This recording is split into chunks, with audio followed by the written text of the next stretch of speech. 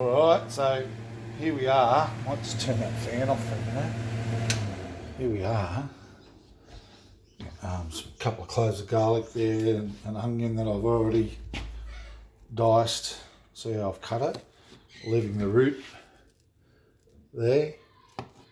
Going like that. Yeah, and then dice it that way. It all stays together then, doesn't fall apart. And some cabbage, spring roll shoots, some pork mince, some mixed veg, some shallot, some vermicelli, rice noodles. I add that just to give it more yield, just to increase the amount that I can roll. And I'm using fresh garlic, so that doesn't matter. But I'll add some ginger. I may add that. I don't usually. A bit of sweet or dry sherry is a good thing to add also. So you can add, again, with Chinese, Asian dishes, as long as you stick to, the basics. So I could add some chili, some lemongrass, like whatever. I could use beef mince, So, yeah, I'll just put all this together and then let the mix cool down and then roll them and freeze them uncooked, but the ingredient inside will be cooked.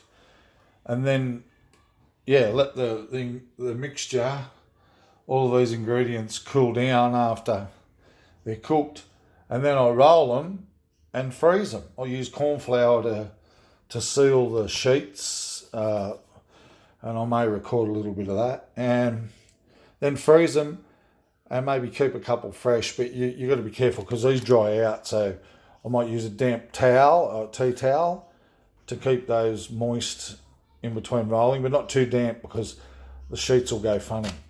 But I'm very experienced at this. Haven't done it for a long time, but it's all still there in my head, except maybe a couple of things missing from the recipe. But because I'm using pork mince, I would use a stock, and then I kind of like cook the mince with some stock and thicken it up like almost like a gravy mince, like what you would find in a pie.